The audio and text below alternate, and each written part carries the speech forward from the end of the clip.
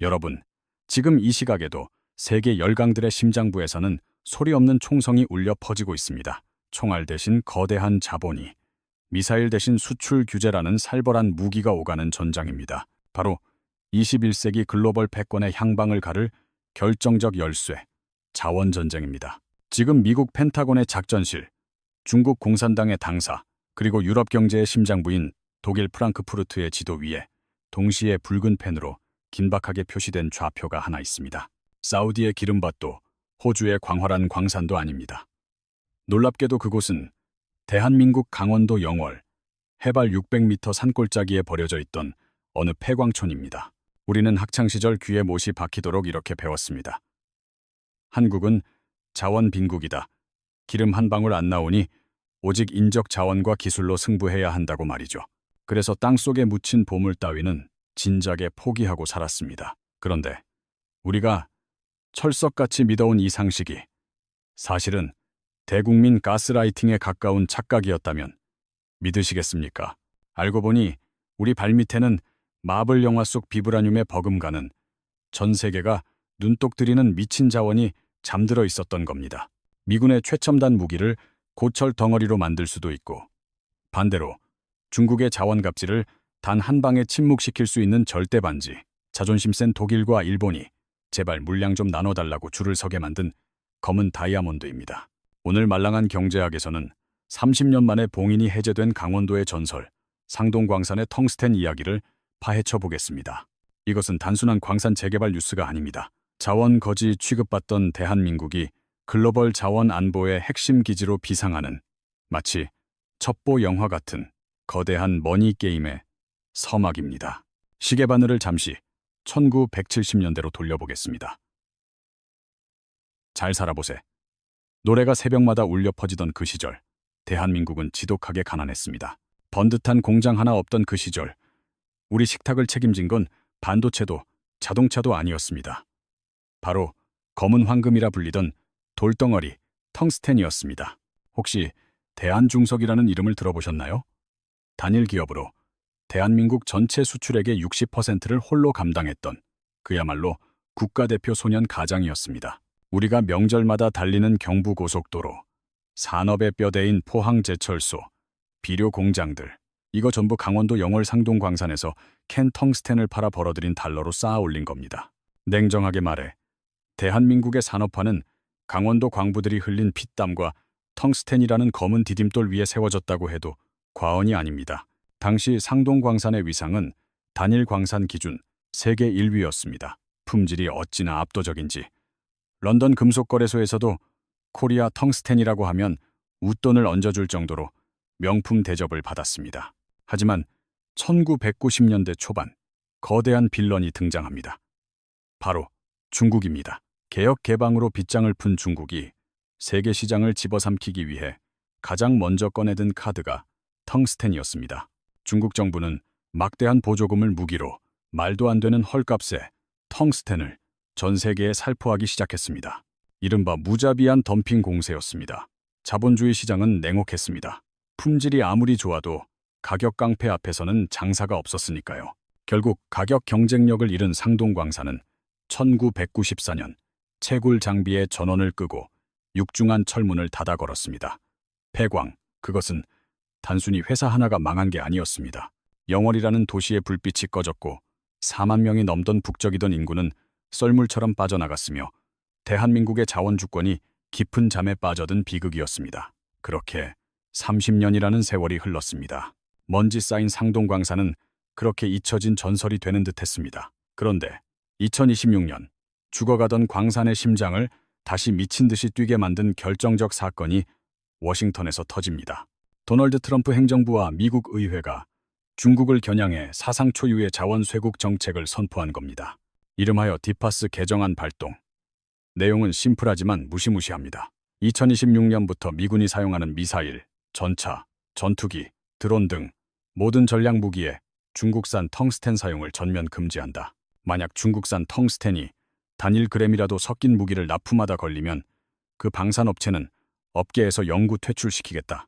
이 행정명령 한 방에 펜타곤과 록히드 마틴 같은 거대 방산 기업들은 그야말로 초상집 분위기가 됐습니다. 도대체 텅스텐이 뭐길래 이 난리법석일까요?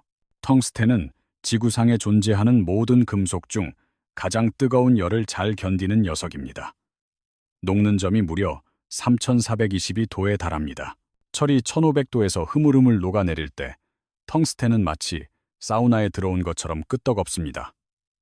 태양 표면 온도의 절반을 맨몸으로 견디는 수준이죠. 현대 무기 체계를 한번 들여다볼까요? 대기권을 뚫고 마하 10의 속도로 내리꽂는 극초음속 미사일, 수십 톤짜리 전차의 특수 장갑을 종이장처럼 찢어버리는 날개 안정분리 철갑탄, 일명 날탄의 탄심, 스텔스 전투기의 제트 엔진 터빈까지. 이 모든 것이 작동할 때 발생하는 수천 도의 마찰열을 견뎌야 하는데 텅스텐이 없으면 엿가락처럼 휘어서 다 녹아버립니다. 한마디로 텅스텐 없이는 현대전 자체가 성립하지 않습니다. 심지어 미국은 신의 지팡이라 불리는 우주 무기까지 구상 중인데 이것도 거대한 텅스텐 막대를 우주에서 떨어뜨려 핵무기급 파괴력을 내는 개념입니다. 그만큼 대체 불가능한 전략 자원이라는 뜻이죠. 그런데 문제는 전 세계 텅스텐 공급의 85% 이상을 그동안 중국이 꽉 움켜쥐고 있었다는 겁니다. 미국 입장에서는 중국과 싸울 무기를 만들어야 하는데 정작 그 재료를 적국인 중국한테 사와야 하는 말도 안 되는 안보의 모순에 빠진 겁니다. 중국산 쓰지 말라고 질러는 놨는데 대안이 없는 상황. 호주나 포르투갈에도 광산이 있긴 하지만 생산량이 조족지열이고 아프리카는 정치가 불안해 공급망이 언제 끊길지 모르는 시한폭탄입니다. 절체절명의 순간 미국 국방부의 레이더망에 리퍼블릭 오브 코리아라는 붉은 점이 포착됩니다. 급파된 미국 지질조사국 전문가들과 특사단이 헬기를 타고 강원도 영월에 착륙했습니다. 그리고 30년 동안 굳게 닫혀있던 갱도의 문을 열고 들어갔을 때 그들은 기절할 뻔했다고 합니다. 오 마이 갓. 우리가 전 세계를 뒤지며 찾아 헤매던 보물섬이 바로 여기 있었네. 그들이 확인한 상동광산의 잠재력은 그야말로 충격 그 자체였습니다. 첫째, 압도적인 매장량입니다. 확인된 양만 무려 5,800만 톤. 이게 어느 정도냐면 중국 수입을 완전히 끊어버리고도 미국과 서방 세계 전체가 수십 년 동안 펑펑 쓸 수 있는 어마어마한 양입니다. 중국을 제외하면 단일 광산으로는 세계 최대 규모입니다. 둘째, 더 소름 돋는 건 품질, 즉 품위입니다. 광물은 흙 속에 순수한 금속이 얼마나 들어있는지가 핵심인데 중국산 텅스텐이 밥에 돌이 섞인 수준인 평균 0.18%라면 우리 상동광산은 도정한 맵쌀처럼 순도가 기가 막힙니다. 평균 0.44%, 구역에 따라서는 2.5%가 넘는 고순도, 노다지 광맥이 쏟아져 나옵니다. 같은 비용을 들여 캐내도 중국산보다 2배에서 10배 이상 효율이 좋다는 뜻입니다. 미국 입장에서는 신받다를 외칠 수밖에요. 양도 많아, 질은 세계 최고야. 게다가 광산이 위치한 곳이 어디입니까? 아프리카 독재 국가도 아니고 중국 눈치 볼 필요 없는 미국의 가장 강력하고 믿음직한 혈맹, 대한민국 땅입니다. 이건 트럼프가 매일 밤 기도해서 받은 선물이나 다름없었습니다. 여기서 잠깐, 눈치 빠른 구독자님들은 댓글로 이렇게 딴지를 거실 겁니다. 솔직히 까놓고 팩트 한번 체크해 봅시다. 지금 상동광산 간판, 캐나다 기업인 알몬티가 달고 있는 거 맞죠? 그럼 우리 땅 파서 엄한 남의 나라 좋은 일만 시키는 거 아니냐? 이런 의구심 들 수밖에 없습니다. 제2의 론스타 사태 마냥 국부 유출 아니냐는 지적.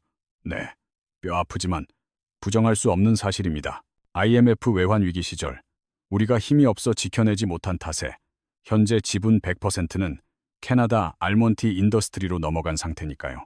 하지만 땅을 치고 억울해하실 필요는 전혀 없습니다. 알몬티 회장인 루이스 블랙조차 우린 껍데기일 뿐이라고 인정했듯이 이 광산을 쥐락펴락하는 진짜 비선 실세는 바로 대한민국이기 때문입니다.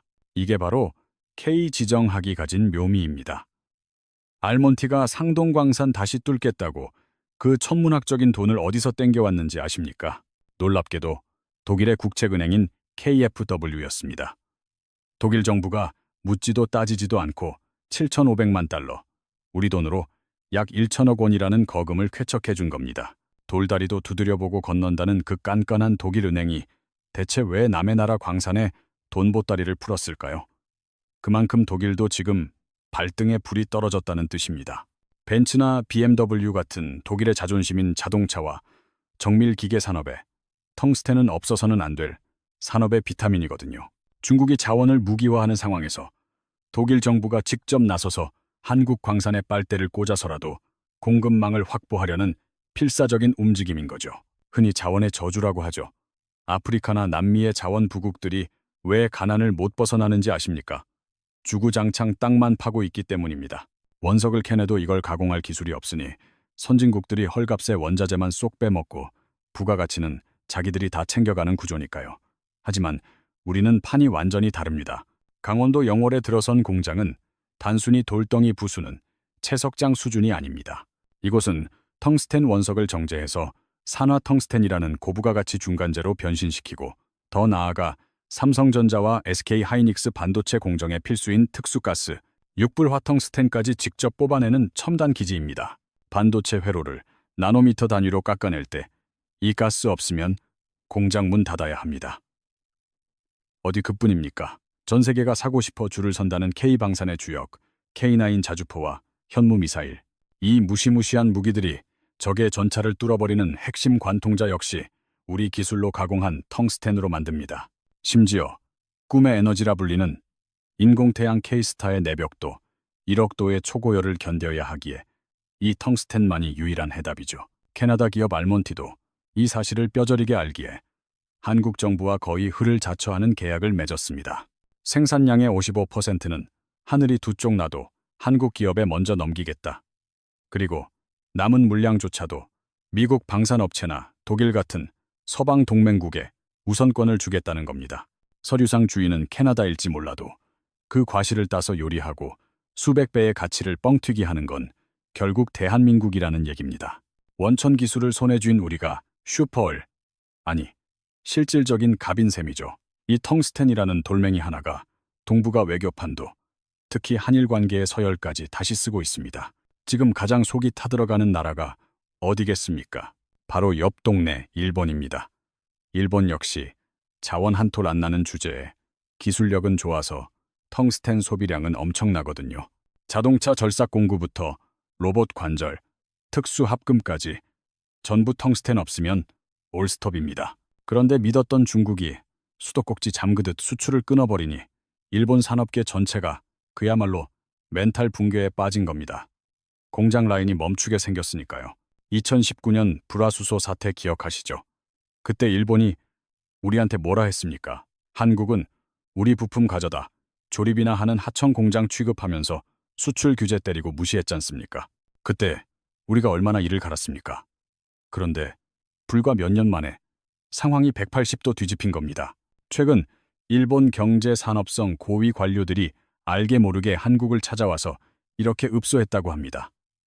저기, 한국 형님들, 상동광산 텅스텐 물량 조금만 우리한테 떼어주시면 안 될까요?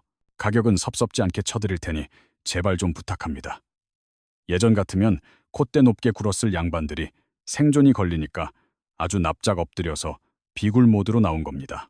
우리 정부 반응이요? 아주 시크했습니다. 글쎄요. 우리가 지금 미국 펜타곤 물량 대기도 벅차고 독일이랑 유럽 쪽에서도 달라고 아우성이라서요. 번호표 뽑고 기다리시면 검토는 한번 해볼게요. 정말 짜릿한 역전극 아닙니까? 기술 구걸하던 나라에서 이제는 전략 자원을 무기로 쥐고 주변 강대국들을 줄 세우는 나라. 이게 바로 자원 보유국만이 누릴 수 있는 특권이자 슈퍼갑의 위험입니다. 물론 중국이 이 꼴을 보고만 있을 리 없습니다. 자기들의 독점 체제가 무너지게 생겼으니까요. 중국은 지금 아주 치졸하고 은밀한 방식으로 딴지를 걸고 있습니다. 첫 번째, 수작은 가격 후려치기입니다. 상동광산이 본격 가동될 기미가 보이자마자 국제 텅스텐 가격을 고의로 폭락시키고 있죠. 한국광산이 초기 투자비도 못 건지고 망하게 만들려는 전형적인 치킨 게임을 건 겁니다. 두 번째는 전략적 매점 매석입니다. 수출은 줄이면서 뒷구멍으로는 엄청난 양을 사재기하고 있습니다. 시장의 물량을 잠가서 가격을 쥐락펴락하고 결정적인 순간에 물량을 쏟아내 한국 광산을 고사시키려는 시나리오죠. 세 번째는 바로 가짜뉴스, 유포입니다. 한국 상동광산은 환경 파괴 주범이다, 식수원을 오염시킨다라며 국제환경단체들을 부추겨 여론몰이를 하고 있습니다. 하지만 그들이 간과한 게 하나 있습니다. 대한민국은 기록의 민족이자 위기에 강한 극복의 민족이라는 사실입니다. 광산 문 닫았던 지난 30년, 그냥 허송세월한 줄 아셨죠? 천만의 말씀입니다. 우리 엔지니어들은 지하 수백 미터 갱도의 정밀 지도부터 지질 데이터, 채굴 노하우가 담긴 방대한 자료를 폐기하지 않고 마치 타임캡슐처럼 완벽하게 보존해왔습니다. 미국 전문가들이 와서 보고는 이거 어제 만든 자료 아니냐? 30년 전 데이터가 어떻게 이렇게 생생하냐며 혀를 내둘렀을 정도입니다. 이 데이터 유산 덕분에 광산 재가동에 필요한 시간을 수년이나 앞당길 수 있었습니다. 게다가 환경 문제? 우린 정면 돌파를 택했습니다. 단순히 방어하는 수준이 아닙니다. 상동광산은 버려지던 광물 찌꺼기, 즉 광미를 재활용해 건축 자재로 만드는 신기술을 도입했고 갱내 유출수를 1급수 수준으로 정화하는 최첨단 수처리 시설까지 깔아버렸습니다. 그리곤 국제독립감사단을 보란듯이 초청해서 현장을 공개해버렸죠. 결과는 까다롭기로 악명 높은 유럽의 ESG 환경 기준을 최고 등급으로 통과해버렸습니다. 중국의 흑색 선전이 오히려 한국 광산은 이렇게나 깨끗하고 투명하다는 걸 전 세계에 공짜로 광고해준 꼴이 된 겁니다. 이 거대한 자원전쟁의 나비 효과는 강원도 영월이라는 작은 산골 마을을 기적처럼 바꿔놓고 있습니다.